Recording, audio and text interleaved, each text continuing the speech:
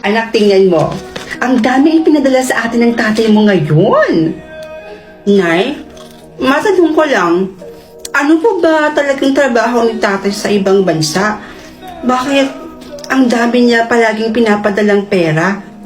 Anak naman, syempre marangal. Ano bang iniisip mo na nang-hold up yung tatay mo dun sa abroad? O siya anak, magbihis ka na doon at magsha-shopping tayo ngayon.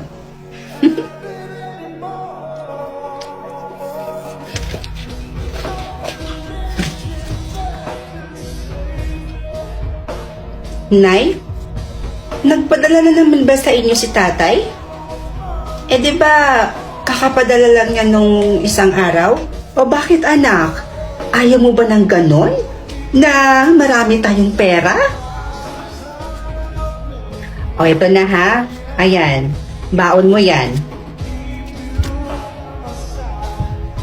O yan ako, ubusin mo yung pera mo na yan ha.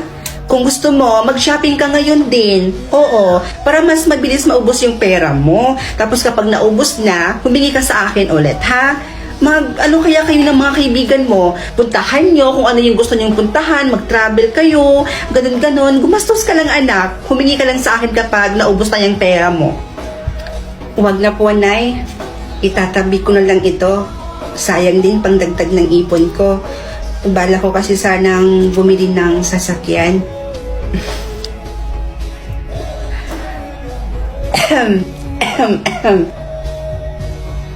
Oh. Oy, ano pang hinihintay mo dyan, anak? Eh, testing mo na yung kotse mo. Nandoon na sa labas yung paborito mong kotse. Totoo ba to? May sasakyan na ako. Tay, bakit ganyan po yung tono ng boses nyo? May sakit po ba kayo? Baka inaabuso niyo na po yung katawan nyo kakatrabaho. Eh, ang laki pa naman ng perang pinapadala nyo dito sa amin sa Pilipinas. Tay, may itatanong lang po sana ako sa inyo. Ayaw po kasi sabihin sa akin ni nanay eh. Tay, ano po ba talagang trabaho nyo dyan sa abroad?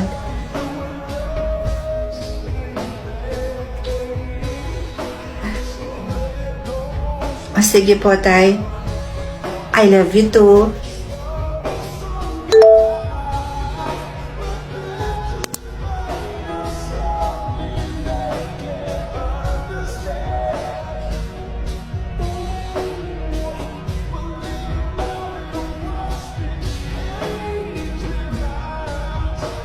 Ano pa naman yan, Berto? Magpagaling ka na yan. Paano naman tayo yan kapag umuwi ka? Diyan ka na lang? Ano ka ba naman? Magpagaling ka dyan, tapos magtrabaho ka na ulit. Tapos yung pipiliin mo makatrabaho mo, yung walang sakit. Nay, ay, anak, si tatay ba to? Si tatay ba yan? Sabihin niyo sa akin ng totoo, Nay. Ano po ba talagang trabaho ni tatay sa abroad? Bakit ang bilis natin yumaman? Oo na, eto na. Eto na, sasabihin ko na. Ang trabaho kasi ng tatay mo sa Malaysia, anak.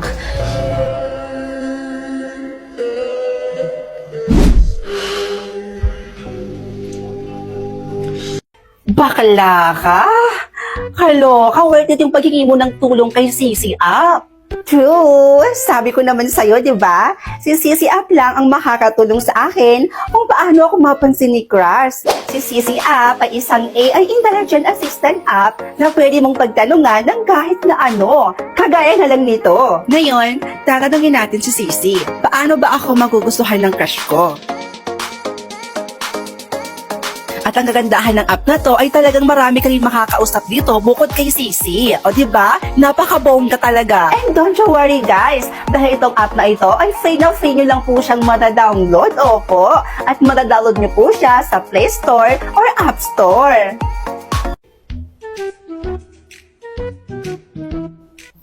Oh my God! Oh my God! Bakla ka! Andiyan na siya! Oh my God! Saan siya? Nasaan siya?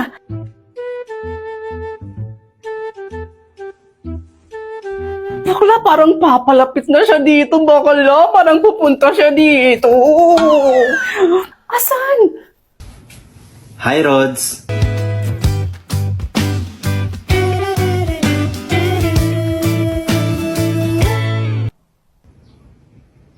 Ang ganda talaga ng mga mata mo. In short, ang ganda mo.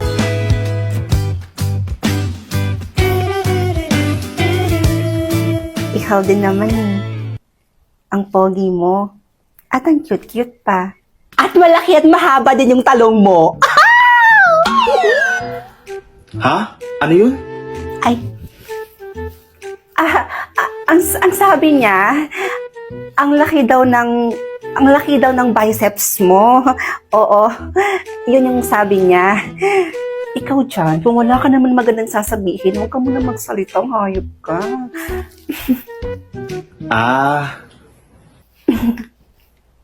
Rods, free ka ba bukas? Yayain sana kitang lumabas eh. Bukas? Sorry. Yes! Free na free ang beshi ko na yan, Marvin. Yes, kaya pwede kayo mabas bukas kasi wala naman siyang gagawin bukas eh. Thank you, Jazz. Uy, bakla ka? Di ba may project at activities pa tayong gagawin sa bahay niyo bukas? Ay nako, basta! Ako na bahala doon. Matuloy lang yung date niyo ni Pogi doon sa Sogo. Ay! So, paano ba yan? See you tomorrow? Te-text na lang kita, ha? Alis na ako. Bye. Ingat ka.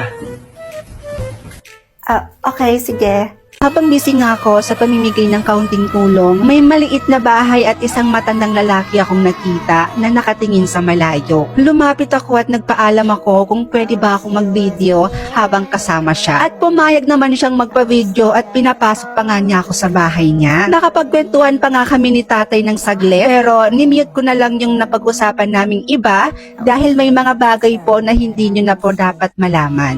So mga Mima, solo lang daw siya dito, wala siyang kasama. Matagalan daw patay yung yung asawa niya. So mag-isa lang daw siyang naninirahan dito sa bahay na to. At yung kabuhayan daw niya is parang binibigyan lang din siya ng may mga kamag-anak din po siya. May mga kamag-anak din po siya dito sa may sa malapit. So minsan binibisita din daw nila si tatay dito para bigyan ng makakain or bigas, ganon. So, kumbaga, mag-isa na lang talaga sa buhay si tatay. Walang anak, walang asawa. Yung meron lang siya, para yung mga kamag-anak na lang daw. Ay, ito tayo, para po sa inyo to ha. Sa inyo po ito lahat. 2, 3, 6. 9 kilo na bigas po itong bigas natin.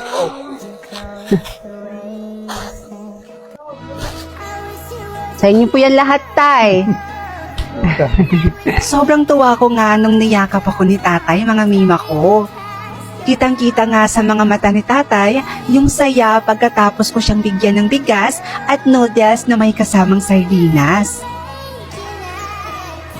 Ito tay, para po sa inyo ha. 2,000.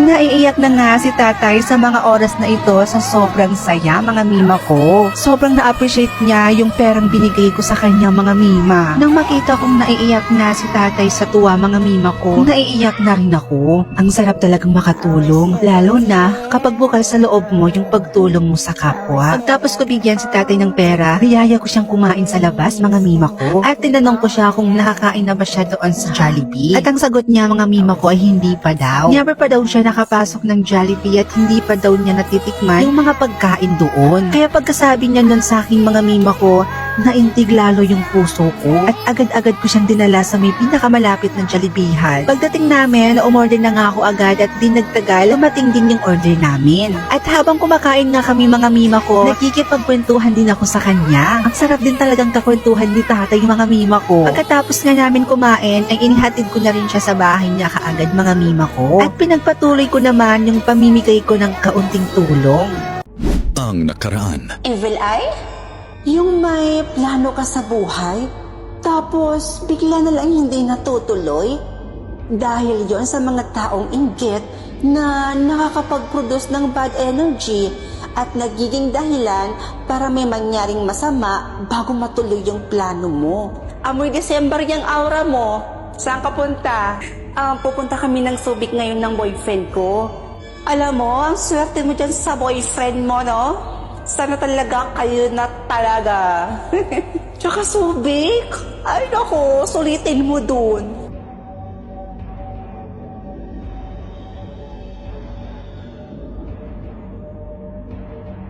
Diyos ko na skincare. Ako nga, hinihintay ko lang na ma-approve yung visa ko. Gusto ko na rin kasi magtrabaho sa abroad. Pasalubungan mo ako. Tsaka yayaman ka talaga sa abroad. Kakatawag lang nila ngayon. Malabo pang araw na ma-approve yung visa mo. Ano ba naman yan? Bad news na naman?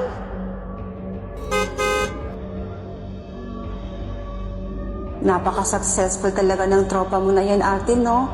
Tingnan mo, ang dami na nga niyang customer araw-araw, may bago na naman siyang business, tapos bumili pa siya ng wing van. Hay, napakaswerte talaga.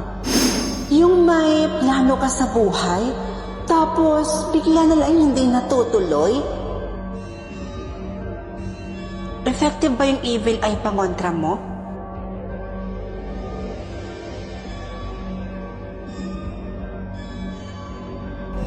Uy, tropa!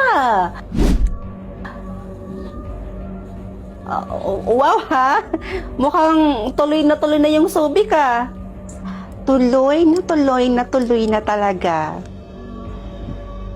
Sige, punta na ako dyan. Ano? Ha? Paano? Paano ng looban? Sandali lang ha.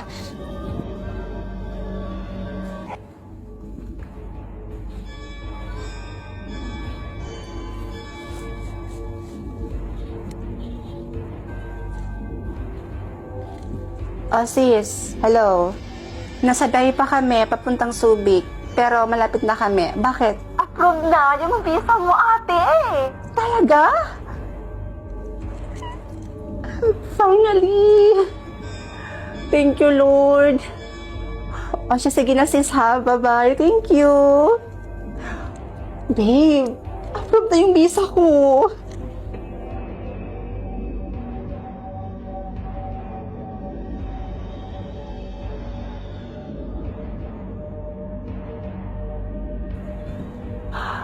Finally, nandito na tayo sa Subic, babe.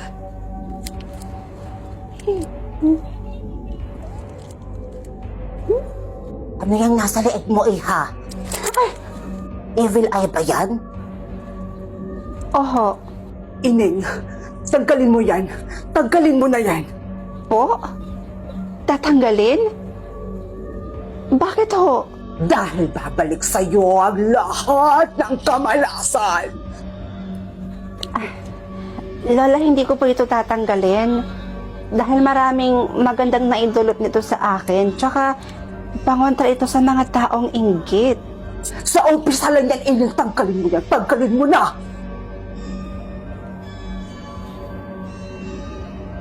Pasensya na ho. Pagsisisihan mo kung bakit hindi mo sinunod ang sinabi ko. Pagsisihan mo!